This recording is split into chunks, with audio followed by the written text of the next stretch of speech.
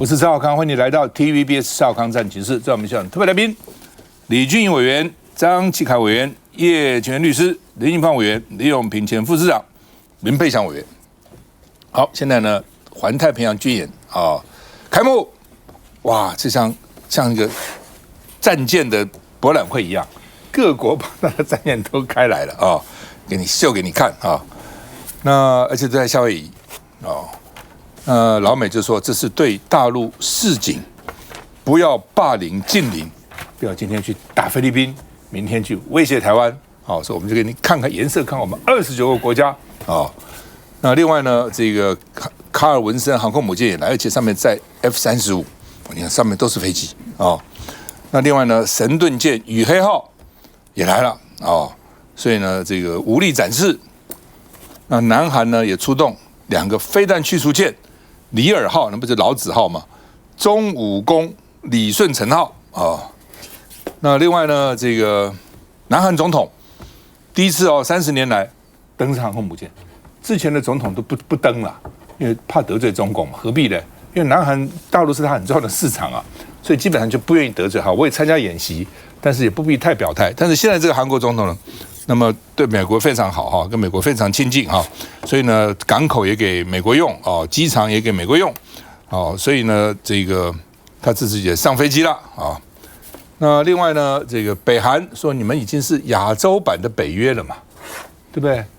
你们光骂我们不能去支援俄罗斯，你们他妈搞什么鬼那他说呢，这个美国及其盟国军事集团壮大而且呢，美国还要南韩和日本加入北约，这亚洲版北约嘛，不比叫做北约，这已经是个亚洲版北约了。那另外北韩呢，就你们演习对不对？我就发飞弹，10分钟连射2枚飞弹这个礼拜就射了2次，5天前才射，现在又射反正每天给你射你演习我就射飞弹今年已经第10次射飞弹了我们外交部也谴责他谴责没什么用，他不理外交部了北韩说会出兵乌克兰，派好几个旅北韩有10个工兵旅，所以可能会派好几个工兵旅去帮他大概这个工兵嘛，战场的时候一些战地的这个工事工程所以呢已经在做要到乌克兰准备了目前说不会派战队部队了，就是工兵。美国说去北韩你去当炮灰管你是工兵步兵、炮兵，统统变成炮灰。我们看一下。环太军演在即，虽然是星期天一早 ，TVB 采访队直击 F-18在军机场鱼贯起飞。FA-18EF 超级大黄蜂战机多梯队总共6架起飞，爬升后直接拉高，现场航迷看得惊呼连连。令不少人最兴奋的是这2架。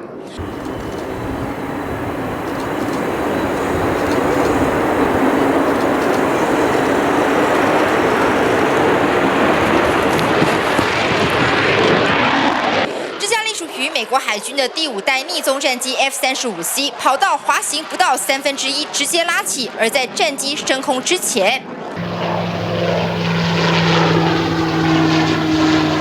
时常会在航空母舰上看到的 E-2D 空中预警机也从西卡姆基地起飞。在演习期间假设某一架的舰载机它有战损的时候呢或机械故障的时候呢，其实可以从附近的航空站赶紧调派1架或2架的舰载机前去支援不止美国空军忙着约派，各国海军也陆续进驻。南韩2艘驱逐舰中武宫李舜臣号和利古里尔号也齐聚夏威夷。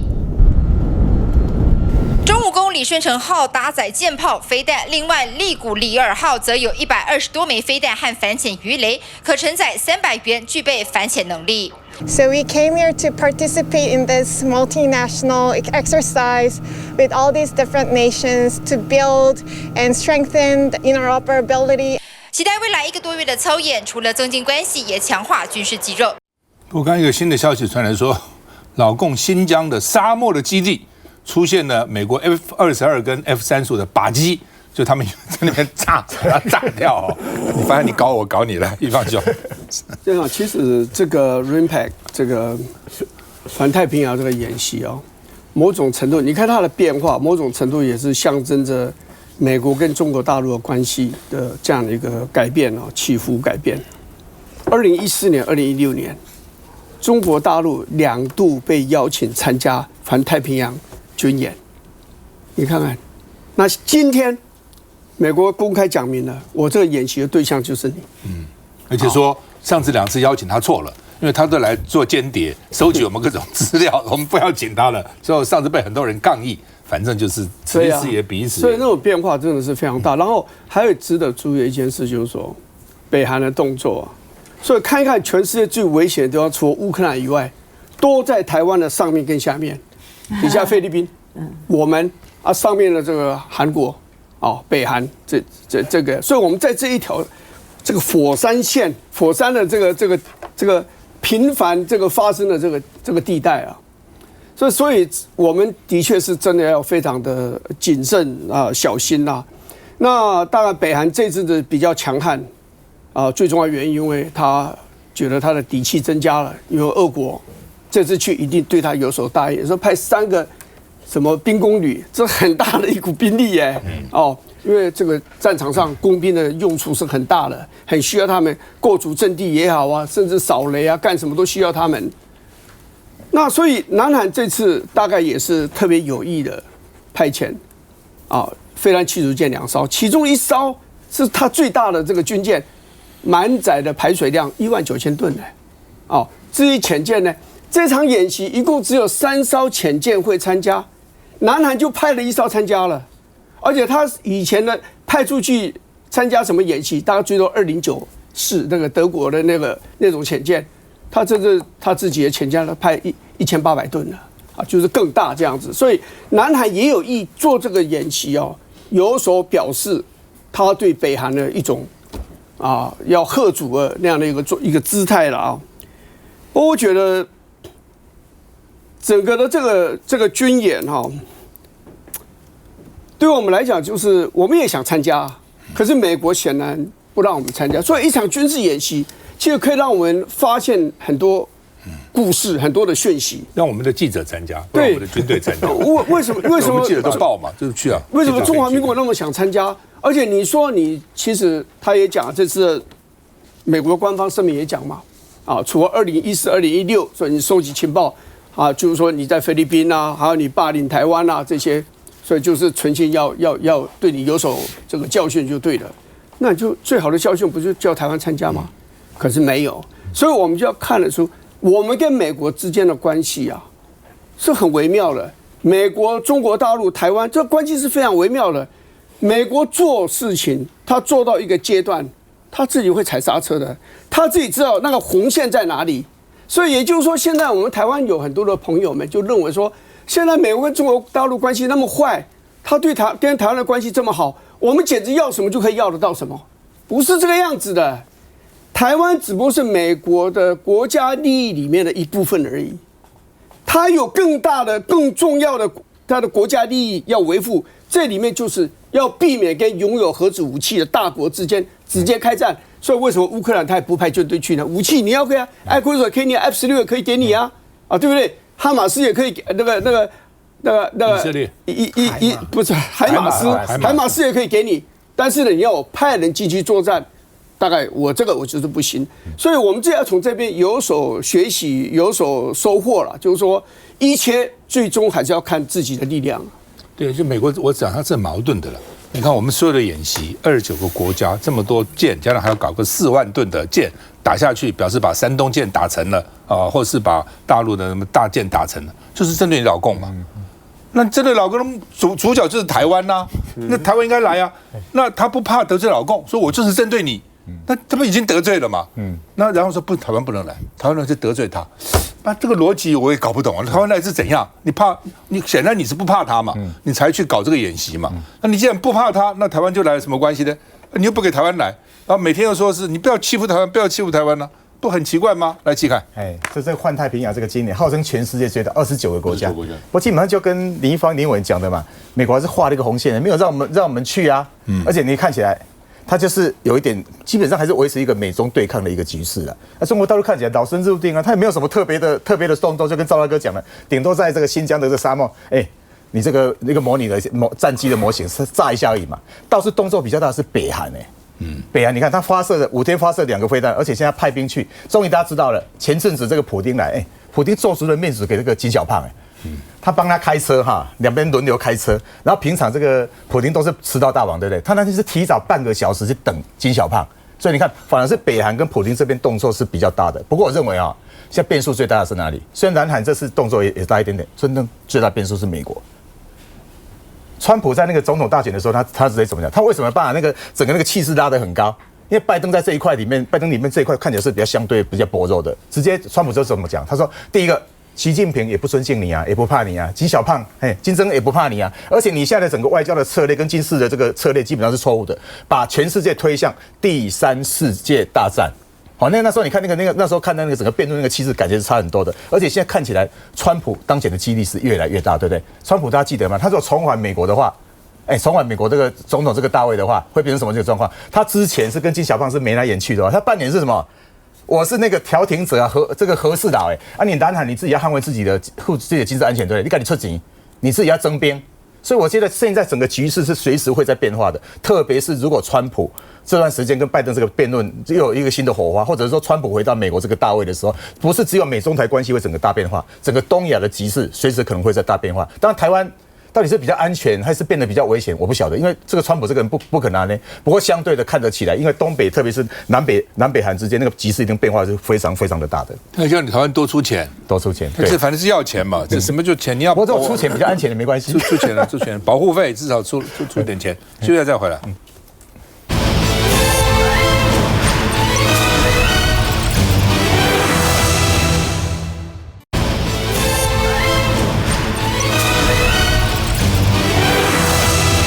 好，军方要求公庙呢把空地拿出来，公庙来对本来要放什么可能放那个香料啦，什么香啊等等之类的放弹药高雄其实在选举的时候就有立委提出来候选人啦，就是说高雄就有接到左营那边就接到那当时还大家不以为意现在呢这个苗栗3个公庙都接到所以呢你看这是公文。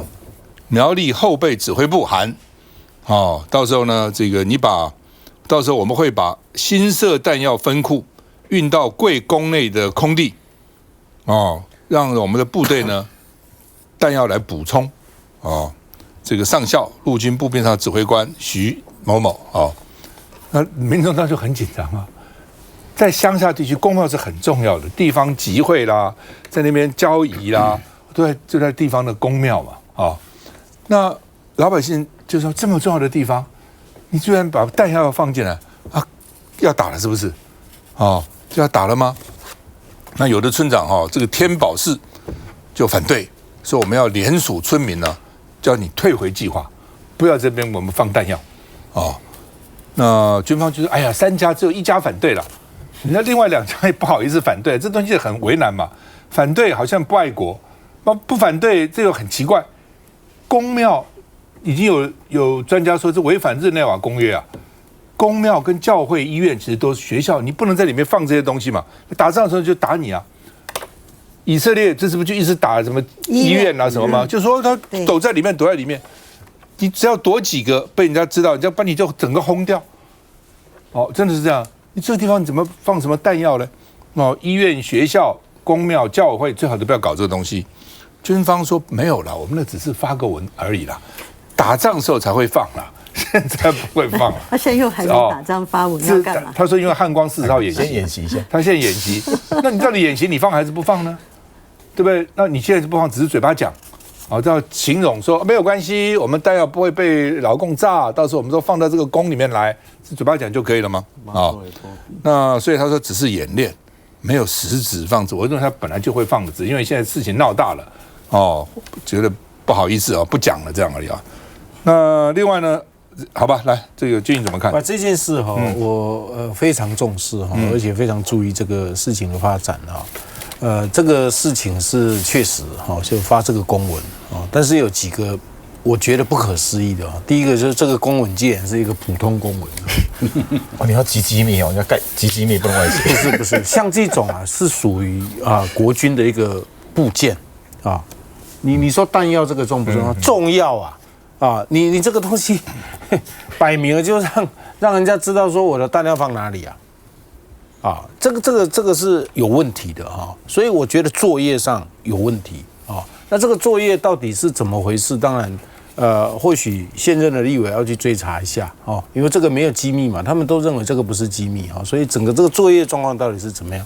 第二个哈，我觉得哈，一面倒的这个反对也不对。也不对，事实上，一旦进入战争状态啊，还要你同意啊？进入战争状态，连我在用的车都随时会被征用的，不需要你同意的。所以你军方到底在干什么啊？你需要征求同意我才放吗？没有这回事的，好不好？没有这回事的哈。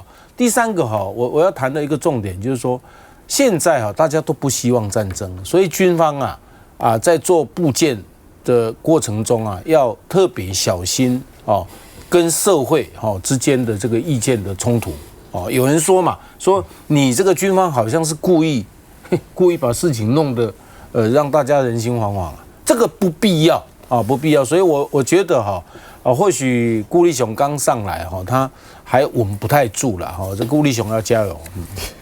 叶律师。我自己的孩子现在儿子啦大3了，然后我觉得两岸如果发生战争的话，应该我们家小孩受到影响的几率应该就非常大。担不担心？对，当然会担心嘛，那我觉得也不要讲说什么你支持民进党就去从军或者是干嘛，因为如果两岸发生战争，我们的小孩一定都倒霉的嘛，我只是一直都觉得很遗憾，就是说你回头看8年以前，两岸哪里是这个局面呢？怎么突然就变成这样兵凶战危然后真的有必要说这8年两岸有发生什么重大的旗舰，非得到兵戎相见吗？好，老共有说你现在马上就要投降，不然我就要开战吗？没有嘛。那到底为什么要把局面搞到这么紧张我觉得其实是非常遗憾的然后你说公庙，当然他没有拒绝的权利嘛。我觉得刚刚就如同大家讲的，你这个东西本来就应该是密件，你不应该让中共有可能知道你要用拿公庙来囤积弹药，到时候开战的时候，这一定变成潜在的弹药库，马上被炸嘛。好，那你为什么要把这样的事情不保密？然后接下来你要把整个台湾当作巷战街头的这个风险，那我觉得军方你到底评估好了没？然后另外我们现在马上要做汉光演习，前2天我跟朋友在讨论，我们看到这个滩头的攻势，我们也觉得莫名其妙就是大家也看到这些滩头的攻势它不是垂直的。好，为什么要垂直？因为炮弹打到弹坑，打到那个里面以后呢，你如果是垂直才能够抵消这个炮弹的冲击波，你如果是弧形的话，它就会顺着那个坑道一直跑，整个坑道里面的兵会全部被 wiped out。那我们国军是第一个啦，我不知道现在还有没有必要挖这种坑道。第二，你坑道挖的这么一点都不专业，是要把我们的滩头部队通通直接当炮灰吗？我实在没有办法理解说到底现在国军在干什么我还是那句话，就是我们期待不要战争，我们当然不能够畏战，要备战。好，但是你不能够这么不专业的把我们的小孩送去战场上当炮灰我按照赖清德的讲法，马英九时代和平假的，那是真的和平吗？那是假的，那是没有主权的，那是没有自由意志的，那是假的。他现在是真的。我补一句话，真的，我讲赖清德信的，就我现在还是真的，那都是假的，你们都是假的。我补一句话，就在马英九时代，我们去国际上开会，我们都可以用 Chinese Taipei 去 WHO 世界卫生组织的大会，然后部长就是 Minister， 就是部长，卫生署署长就是部长。那你民进党的时候，你连去都去不了，不然去了就变成台湾 Come on China， 中国台湾，你哪里在国际上比较有尊严吗？不是笑话吗？你那是假的。我现在就不去，我根本不要去，对不对？我就不去，那什么了不起呢？你们是假的嘛？你看多没有尊严多么牺牲台湾的主权，多么卖台才混一个去又怎样呢？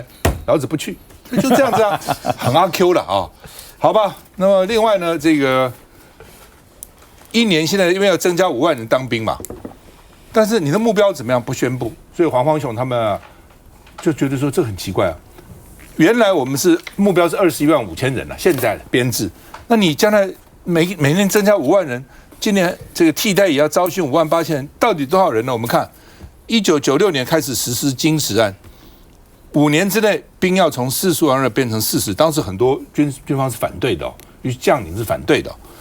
那再来精进，2004到2010 40万变成27万5，然后再来2010到2014，你看14年才从27万5降为21万5，现在是21万5啊。那你现在兵役政策改变了，那你现在多少人？你讲啊，你也不讲。而且呢，你现在把这义务役增加1年多5万多个兵，军官士官还是缺啊。部队千军易得，这一将难求啊。将军带兵打仗的，这是很厉害的、很重要的。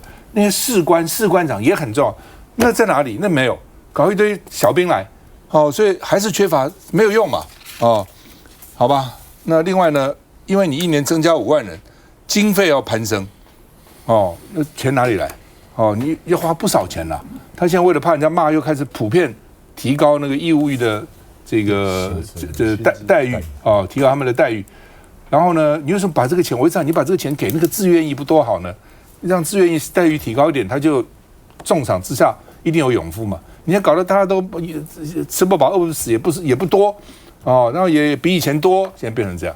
那成功岭今天类型的去看，我们看一下。新兵们各个立正站好，口号一致，每人放炮。总统来成功岭试导新训第7周的义务役，会选这里或许也有这原因。其实我也没有看过这个东西，是因为我们这个培训就很快。原来总统也在成功岭新训过，官兵还送上赖清德当年结训成绩，本人首次看到又惊又喜。我记得我跟建中的时候是军训课有色彩，对那边大学长赖清德打靶满分，其他项目也很优异，结训总成绩89.63，差点就拿到90最高分。各式当兵青涩照片也曝光，他曾透露过在成功岭写情书给总统夫人，还向学弟细数在成功岭的点点滴滴。操练的强度还好吗？还 OK 吗？统帅前谁敢说不可以？而台湾少子化问题有没有可能酿成国军危机？现在有外媒示警，应该要向外国来募兵。就算外国建议可行，还有法规得处理。而且顾部长也曾表态要向外国征兵，目前不考虑。不讲。其实我知道的状况是，目前国军的士气可能是史上最低的时候，因为我从几个方面来看，第一个就是我们之前都有听说过空军的状况，那些空军状况只会越来越糟糕，因为现在大陆一天到晚在封锁，一天到晚在飞行演习，所以我们人本来就比人家少，我们飞机也比人家少。但是我们每次他们只要一飞过来，我们就要紧急出去。变成说我们一直在做这种 exercise 这种训练的时候，其实很耗我们自己不只是我们的飞机，包括我们飞行员的整个身心体力。所以在这个情况之下，其实很多飞行员他们在等退，他们甚至是说能够退赶快退，因为他们第一个不想打仗是可能他们的想法之外，第二个是他们觉得他们已经过劳了。不只是飞行员过劳，包括连维修人员，包括所有的过劳。那在这个情况之下，所有有关国军专业的人士，基本上都在过劳当中，这是我们很值得去看到的一点。第二个就是刚刚庆元就讲的说，有没有可能是义务役变成主力？很有可能。因为里面的人严格讲起来，我们也知道军官跟士官都是宝贵资产。那如果真的要打仗的时候，是要先保护军官跟士官的，不是把军官跟士官放在第一线上去跟人家搏斗的。所以在这个前提之下，我们会看到说，我们人多没有错，可是没有训练的话，基本上是浪费，而且没有用，对战力上实质上是一种损伤。可是我们不得已现在只好把这些人直接放上去。第三个，其实我们在台湾，因为现在台湾资讯发达，我们也都知道一个字眼叫 collateral damage， 就是连带伤害。美国跟中国之间如果任何冲突的话，我们就是所谓的连带伤害。那所以美国为了要把自己的伤害减到最小，用这种借刀杀人的方式，那时候我们不是就听说过他们前几天就说要做成无人地狱吗？那之前又有他们的智库也特地讲说，其实台湾应该要征兵。而且征到说男女皆兵，最好跟以色列一样，你们有自主防卫能力，所以我们要不然我们来得及来救你。但是这种话其实就真的是站着说话不腰疼了，我认为。所以我会认为种种看起来的话，我们如果连我们外面人都知道，国军不可能不知道。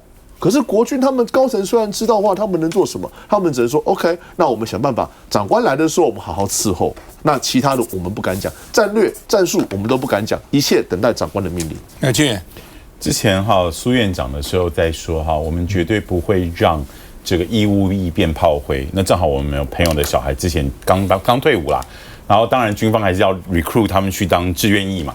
然后军方的说辞就是大家放心。大家来当志愿役，我们绝对是让义务役当炮灰，我们绝对保障志愿役。我实在是我讲的一模一样，因为他 recruit 他做志愿役嘛。对，我在讲，反正这一代的孩子就是等着当炮灰吧。他4个月满了，他本来是4个月，对不对？对，满了，希望他继续留营，做志愿役，就是说义务役将来是炮灰嘛，志愿役是被保护的这个意思嘛。其实我是觉得一个很大的问题，我先说一下这件事情。这个事是很糟糕，军方真的要好好的检讨一下。就是说，刚才这个板子你们看一下，他不该讲的话，他讲这干什么？